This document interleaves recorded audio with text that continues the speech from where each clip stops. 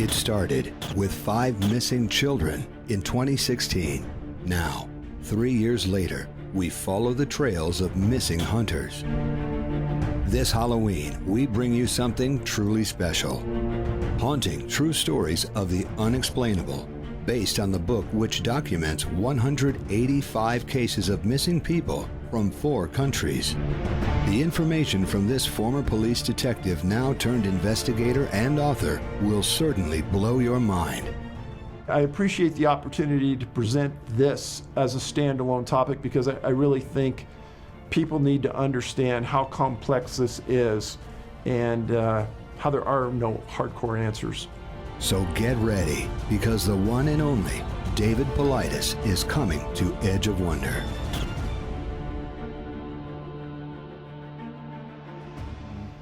Hey, so I had one more question based off of one of the cases that you presented, which was one of the most baffling, if not the most baffling case that was presented in Aaron Hedges one. Yes. Yeah. So Aaron Hedges, whose clothing and or equipment was found weeks and or months in between each, interval. And finally, a skull is found. I mean, to me, when that was all going on, in the back of my head, I'm just thinking, well, there has to be a serial killer involved or something, because, and I have no evidence of that. This is just kind of what pops into my head, and I'm wondering, do you think that some of these missing cases are a result of something like that, or I don't know. What's your thoughts on it? So in the case involving the hunter in New York, the older man that disappeared, in the case of Hedges, both those people had communication devices, and they didn't use them. Early on, when Aaron wasn't declared missing, he was talking to his hunting partners regularly, and when he communicated, it showed his GPS location to his other hunters. Then all of a sudden that stopped, and then he disappears. One of the profile points is, in a lot of these cases, there's a weather event. In Aaron's case, there was 2 feet of snow that fell right after he disappeared. Searchers eventually worked their way up into the mountains, and they found his boots next to a campfire. So how far are you going to travel in the snow without boots? Missing clothes, missing boots are another profile point I talk about. And the search and rescue sheriff that worked that case that we interviewed on the film said we were sure we were going to find his body within a couple hundred yards of that fire pit. And he said, I was dumbfounded that we didn't find it. And there was no tracks leaving the scene in the snow that they should have found. And then months later, they find his backpack, and they find his gun in his backpack, and food, and a thermos miles from that location. So if he was missing, he could have fired his gun, which is a warning indicator to other hunters that you need help. 3 rapid shots in succession. He never did that. He had food, he could have survived.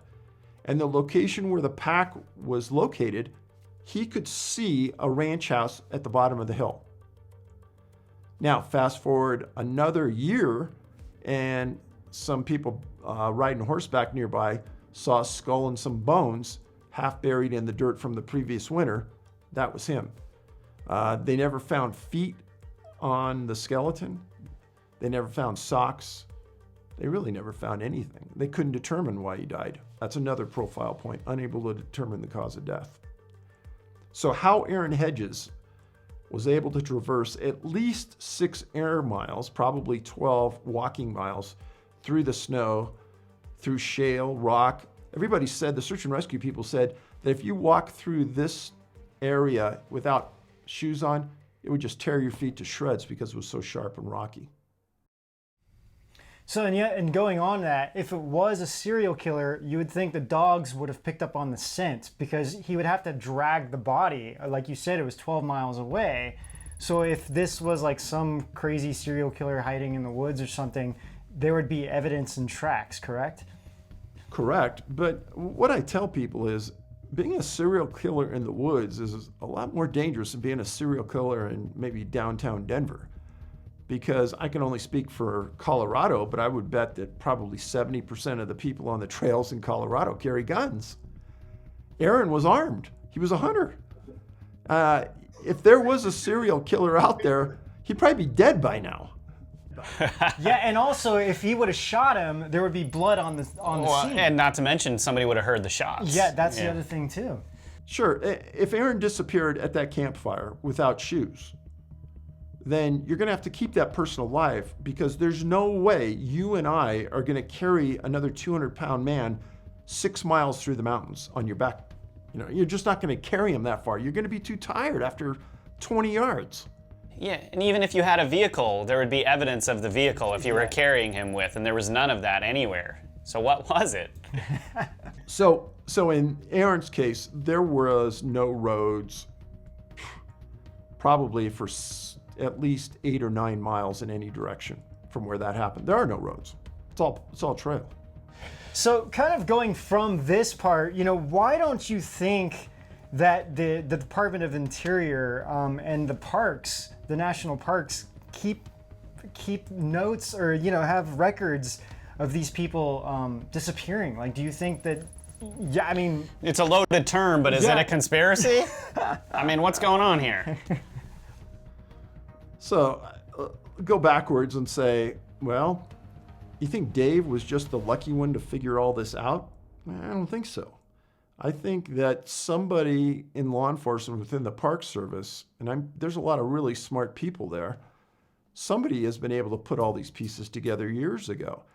And since I don't have access to all the data, because we still don't know all the people that have disappeared in the parks, and each time you look at a case, you learn something new.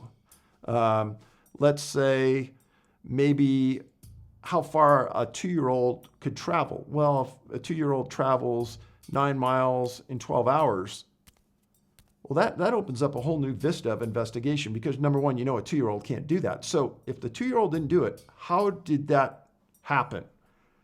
Were they picked up by somebody, something? How did that occur? And if there was no, as an example, I've heard this several times. Somebody said, well, we've seen videos where sheep are killed on a mountainside and then a small sheep is carried off by a big eagle. They said, well, maybe an eagle is doing this and they're not leaving any tracks in the ground of the small child. Interesting thought, except two things. These children are always very close in proximity to their parents. If an eagle came down and grabbed a child by the shoulders or by the back of the neck with their talons, do you realize how much that would hurt? Those digging into your skin, that kid would be screaming his head off. Plus, wouldn't you see it as a parent if they're in close proximity, like flying in the sky? Like, it just seems like that would be a little obvious, but. Never has a body been found with talon marks on it that I've ever investigated. So I don't think that's the cause. So what we thought was so fascinating is that Ryan Zeke, who was a former Navy SEAL, was appointed to be the current head of Department of Interior. And we were just like, why is the first time like a Navy SEAL, a former Navy SEAL, has actually held any office that we know of. I think his name's Ryan Zeke. Right? Zeke. Yeah. Oh yeah, Zeke. I said Zeke. And so, do you think what's your thoughts on this? And is there, with the current administration, do you see anything that has been different with the previous administrations? So Ryan resigned in late 2018. Oh, he did. Yeah, he's not there anymore. But there's some understanding to why he was made. I mean, he came from Montana. He was an outdoorsman. He was a legislator in Montana, so he kind of knew the outdoors. With each change that's occurred at the Department of the Interior, the one constant is nothing's changed. There was in our first movie, we interviewed the former head of the Department of the Interior. And there was a time when we asked him, do you have a list of did you ever know of a list of missing people inside the National Park Service? And I'll just say that there was this pregnant pause, and you could tell that he was quite uncomfortable. You got to see the movie to understand it, but he was uncomfortable. I noticed that, right in the movie, right when you guys are talking, because I was like, wow, you're talking to him, and that was the first thing I noticed is that, he just doesn't seem that comfortable during that whole entire conversation. Like he seems like he doesn't want to be there, but is kind of forced to address some of these questions. So that's pretty interesting stuff. The other thing that we've really been investigating a lot of human trafficking lately in a lot of our episodes. And through our research, this seemed to kind of come up, in different scenarios. And I was just, both of us are just kind of curious, your thoughts. Could some of these be actual, like, human trafficking that, somebody is trying to cover up? Absolutely not. And if anyone makes that assimilation, they haven't read the books, because that would be nearly impossible. And the reason for that is that the vast majority of the cases I write about occur deep in the middle of nowhere, on a trail. Remember, if you kidnap somebody on a trail, you've got to get them out of the wilderness somehow. What do? You take them out to the trailhead where there's more cars and more people? No. And when these cases are investigated by law enforcement, every one of the cases I have, it's been cleared of any criminal connection. There's no crime associated with these. And I think your audience ought to understand that there's a difference between a criminal investigation and a missing person investigation. It's not against the law if you or your friend want to all of a sudden drop out of society. You can do that anytime you want. And yeah, your family may call in a missing person report, but you're not committing a crime. At the point that the police investigate the incident, they may use law enforcement tools to try to find you, but once they find you, they can't bring you back home. They can ask you to call your family, etc., but you're not going to court over anything. And a lot of times when I've made these requests for documents from the National Park Service, Department of the Interior, and I get denied, I ask them, well, has anyone looked at this case in 10 years? No. Are there any suspects? No. No suspects? No. Is there any criminal investigation? No. Then why aren't you going to release it? Well, because it's an open investigation. Yeah, but nobody's looked at it in 10 years, and you're not investigating anything other than a missing person, so why are you withholding it? We just are. And this happens a lot. And I know you don't really have an answer for this, but do you feel like there is some kind of cover-up, or they just honestly don't have the answers and they're just trying to do their own investigation into this? I think a lot of them look at it as it's their property and you're not going to get it. And in reality, it's our property because it's our government. And we have this law called the Freedom of Information Act, and we should be able to get that. And unfortunately, a lot of times these cases are going through generations of investigators. That's how old they are. And maybe at some point, the high up administration within the National Park Service or the Department of the Interior knows what's happening, but it's very hard to put any leverage or to put any blame on the frontline people. And when I talk at a conference, I always tell people, hey, when you go into a national park and you see a ranger in uniform, those people are great people. They're doing their job, they're friendly, they want to help you. They have no idea really what's going on here. And it's only that top echelon, probably only the people in Washington, D.C., that even know about what I'm doing or what Missing 411's about. Maybe by now some of the other people in the parks know because we filmed in the parks, but realistically, the frontline rangers, they don't know anything. They shouldn't be held accountable. It's frustrating, it's actually. Frustrating. Yeah, that's what I want to say. But and something you were saying is like something like a park's property, and I started thinking like, honestly, it's like these are people missing their family members. I mean, they're looking at this from that perspective, like, my family member is missing and they're seeking answers. And, I think we all feel like there's just, it's like they're looking for the government and everything to give them some kind of reassurance of all this stuff, and then it's just so weird because no one's keeping track of these missing cases. And so therefore I think, I feel what you're doing is so important, as you were saying earlier, because you're kind of like a voice for these families that, are now kind of don't know where else to go. So I think it's really, really important work. So one of the things that people who don't have the intimate knowledge of our work don't understand is that these profile points, you have to stick to them. And within our work, we've identified 11 other countries where these disappearances have happened that match these profile points. In order, US, Canada, UK, Australia. Those are the top 4.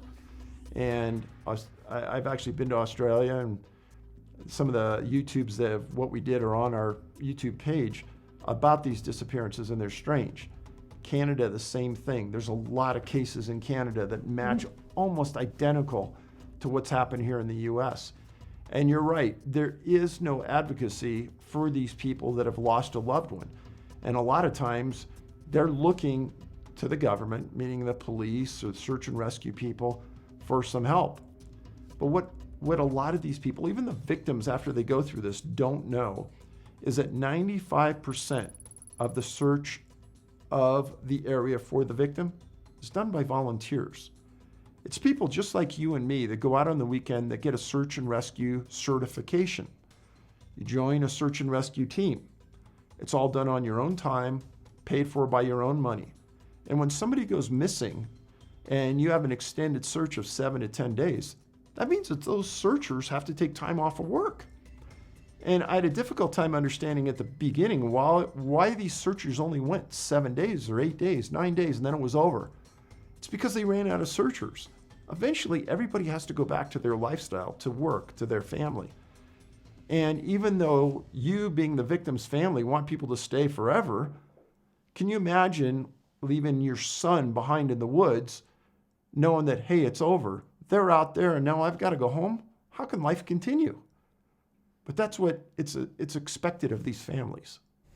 So I had a couple of questions, and one of them is, do you know, are you tracking data across years? For instance, like how many people disappeared in national parks in 2017 versus how many people disappeared in national parks in 2018, and maybe even currently where we are in 2019?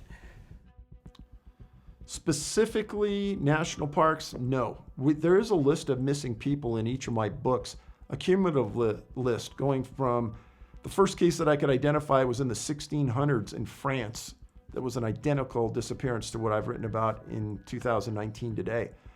But yeah, the lists are there from all these different countries by date, by sex, by age. And then I've broken others down by children, how high they've been found at, meaning that let's say the parents lose the child at elevation of 500 feet, and then they're found at a 3,000 foot elevation. So that's a 2,500 foot increase in elevation from where they disappeared. Would a 2-year-old walk downhill or uphill, and would they walk 2,500 feet up into the mountains? Another one is distance. So they disappear at point A and they're found 6 miles away in 6 hours at 2 years old. Is that possible? Or they found 30 miles away in 3 days. Is that possible? And those are the points in that first movie that I was hoping to really hit home with the viewers and have them say, and have it click in their mind, something unusual is happening here. This couldn't be happening normally. A 2-year-old can't do this. A 3-year-old can't do this. Yeah, I mean, of course. I mean, it's just the distances and everything else. It just makes it impossible. So I think a lot of our folks at home are probably wondering what they can do to help. I mean, you've been researching this for so long. What would you say to someone who wants to do something to help this situation? Every time I'm in front of a group of people, I tell them to go out and buy a personal locator beacon. It's about $200 on Amazon. And what it is, it's about the size of a small cell phone. And what it is you activate it, it sends a signal to a satellite from wherever you're at in North America. And that satellite relays it to the National Oceanographic and Atmospheric Administration, and it's emergency alert. It knows somebody needs help. They need search and rescue there right now. It's like an EPIRB on the Discovery Channel on Deadliest Catch, except it's on land. And if you stay there, search and rescue will come within 10 feet of finding you with that device in your hand. There's no monthly fees, about $200. If every hiker, every hunter, everyone carried one of these through all the years, I may not have anything to write about. So everyone should carry one of these. The other thing is tell somebody where you're going when you go out and hike, exactly where you're going and when you're going to be out. And if you're not out and you don't text that person or call them, they will call search and rescue. Another big deal, check the weather before you leave. And small things. Every time I go out, I carry a small emergency blanket. It's about the size of your fist, weighs less than a pound. I put it in my pack. And if there's bad weather or something, you can crawl into that bag and survive. Carry always one extra bottle of water, some survival bars, energy bars in your backpack. Those are the biggies. Oh, a whistle is huge. And personally, I've said this and it still holds true. I have yet to write about a case of a missing person where they were carrying a firearm and a personal locator beacon. Lots of people in my hunter's book disappeared carrying a firearm, but not carrying both. I've never found one yet. Personally, I always carry a gun, emergency locator beacon, and all those things I just described.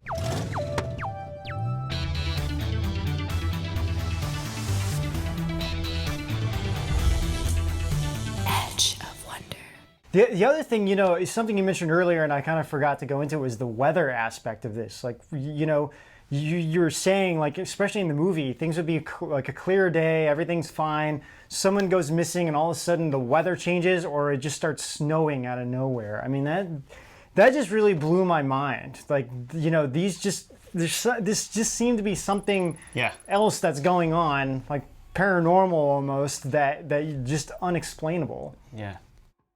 I'm glad you guys picked up on that because a lot of people don't. But when you read the books, it's a replication of facts again and again and again that I started to document these things.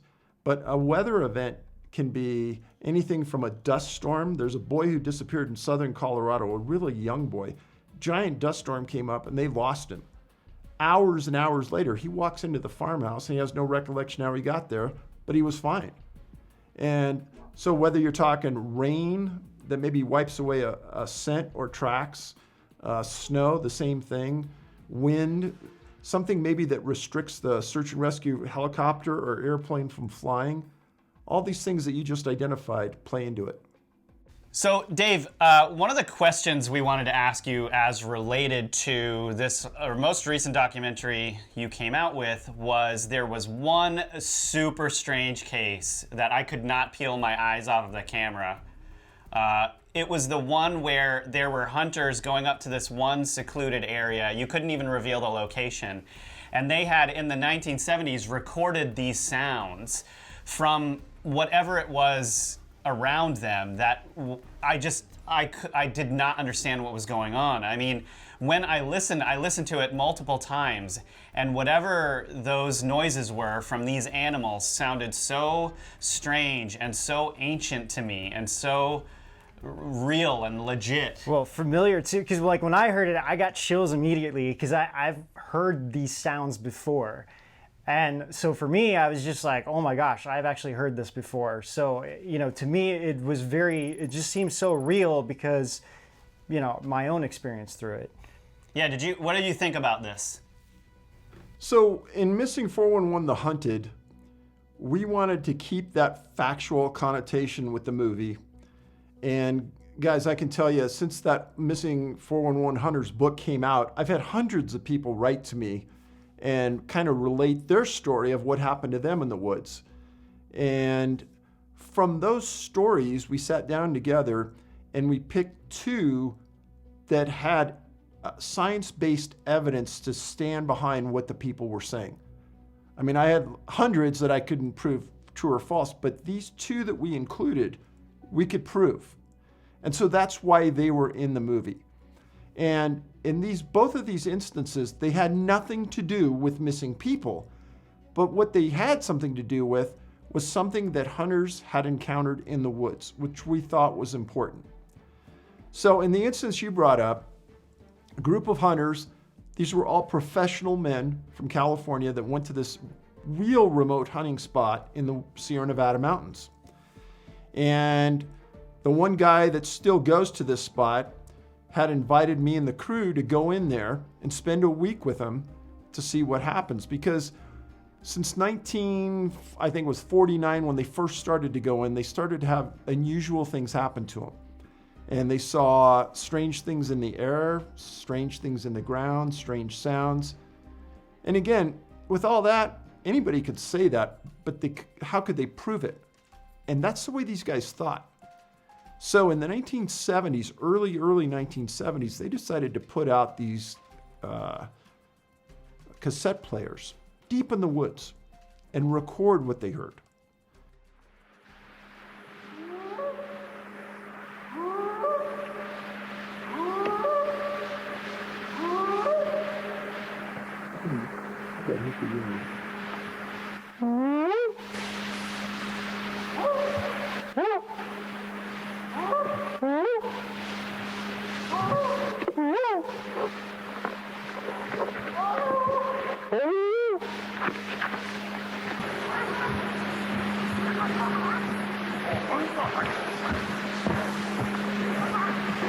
There's two of them across the creek at the big rocks.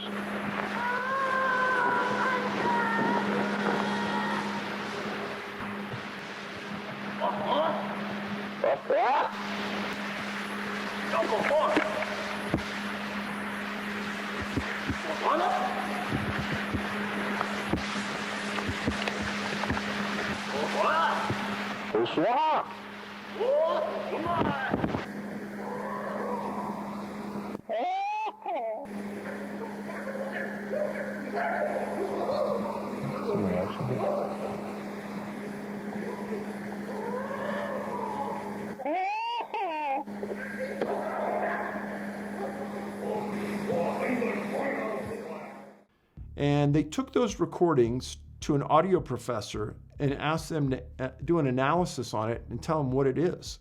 You know, is it an animal that they don't understand or whatever? And the analysis came back that it was outside the range of human. Many times there were multiple entities talking over each other, so there wasn't just one. And this occurred over several days. Now, the important part here is if it happened today and somebody did this, I'd have to discount it because of digital media. You could fake all this stuff pretty easily, but in 1970, you can't. And this professor put these sounds through everything that was known in North America that lived in the woods. It was nothing. They couldn't identify it, but it was outside the range of human. Multiple different entities were talking over each other.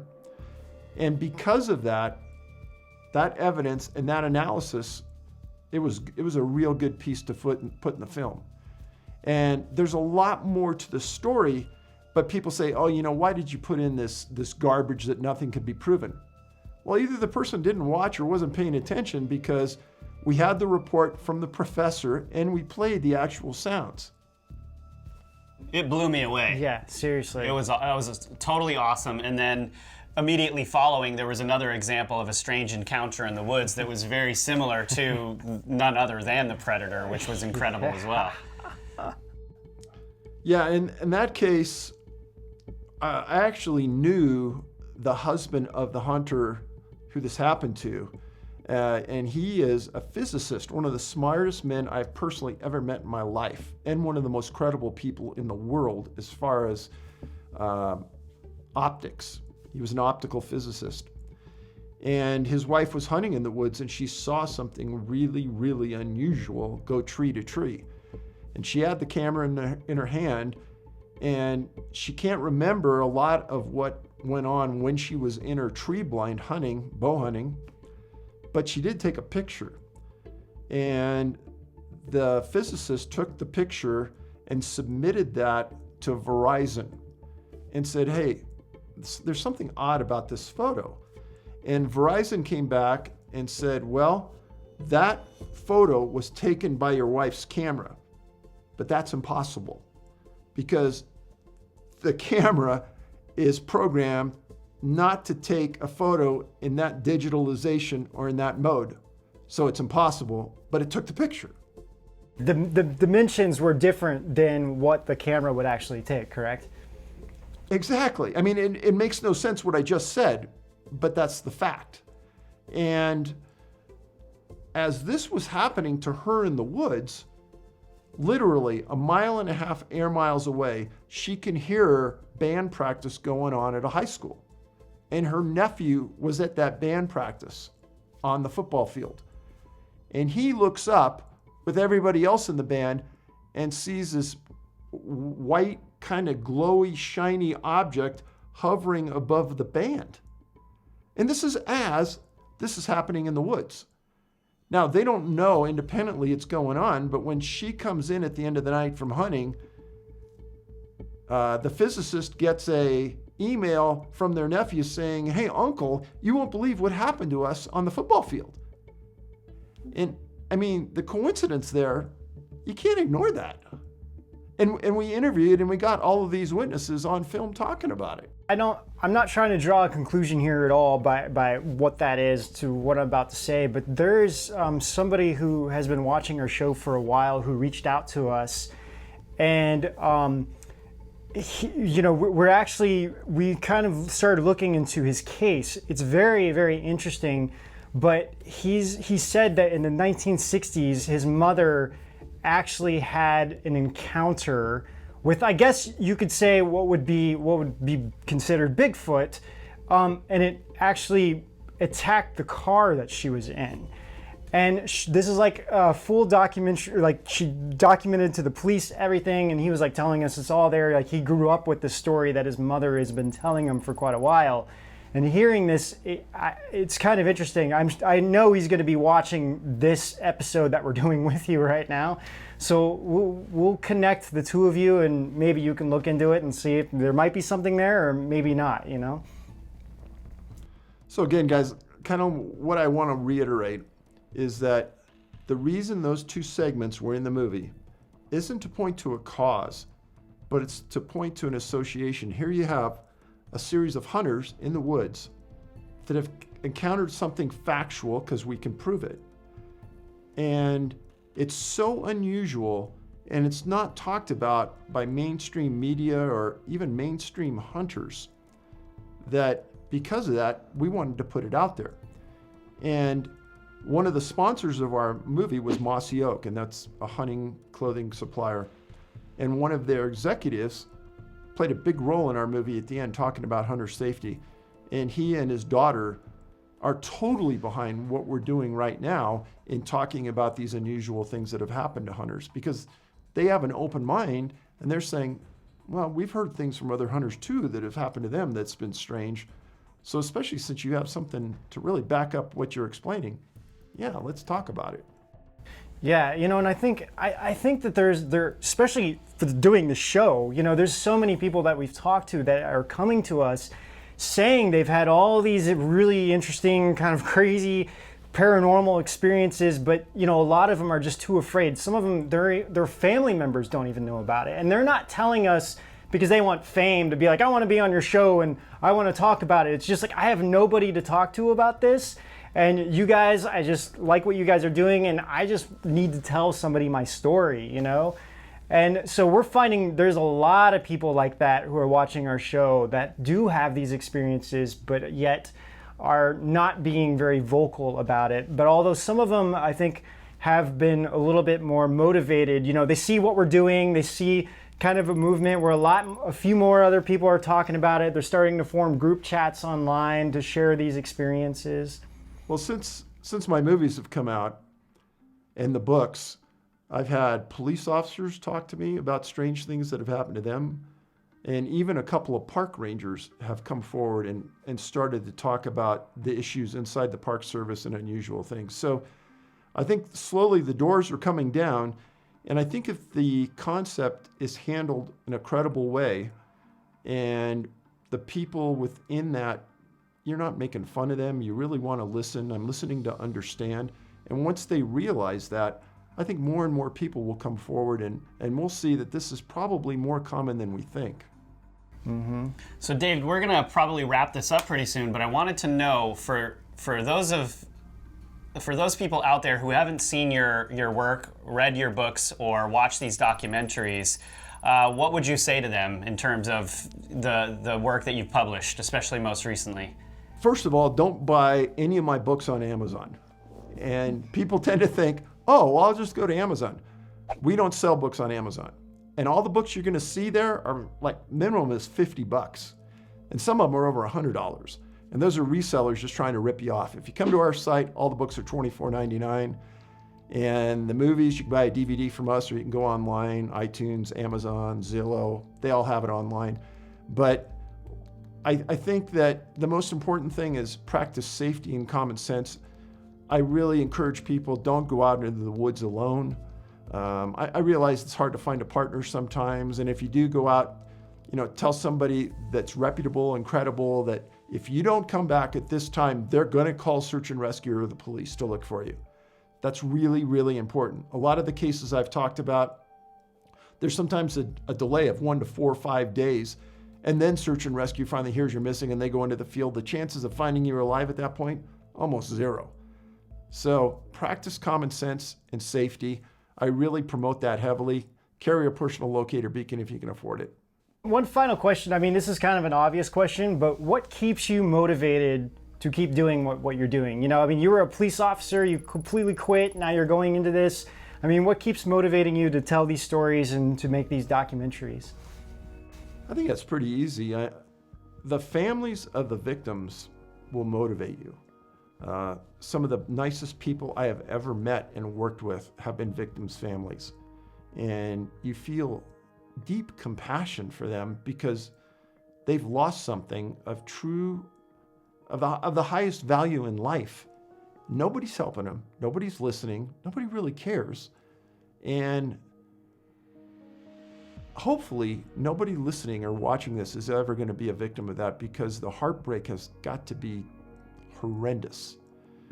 It's hard just to have a family member die, but to have a family member disappear and you have no idea where they are or the circumstances of why they disappeared, and the circumstances make no sense, that's devastating. So the friendships I've made along those ways, that's huge to me. It's really good. That's amazing. Yeah, and I know a lot more people out there wanting us to go into the paranormal realm, but I think what we decided is... Oh yeah, so all of you out there who are about to start writing us and criticizing us for not asking David some hardcore questions about none other than Bigfoot, don't worry, because we will do another episode with him and we'll get into a lot of more paranormal stuff there. Yeah. Right, yeah. David? Guys, I'm here to be your friend, and I'm here to educate people, so glad to do another show. I appreciate the opportunity to present this as a standalone topic, because I really think people need to understand how complex this is and how there are no hardcore answers. Yeah. Well, David, we told you this before, we're big fans, and we really appreciate all of this work you're doing. You're literally the only credible source on an epidemic out there that's going on that needs, I think, more eyes on it.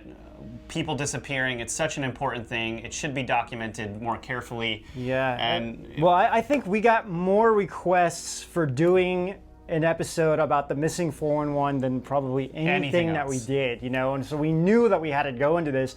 We actually didn't know too much about it before we really...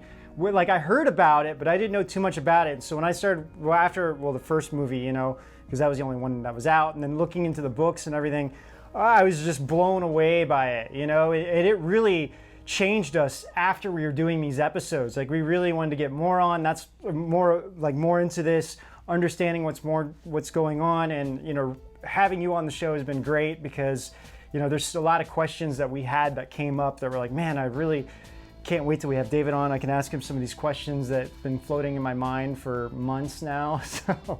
Well, hey guys, it's been a humbling experience to be on your show, because I'm a big fan of yours as well. So glad to get together again and discuss more topics. This is David Paulides on the Edge of Wonder. We'll see you on the edge. glad to get together again and discuss more topics. It paused. It's okay, because he is saying it on his end. All right, you froze, David. They checked out. We need The screen went blank. Connection lost.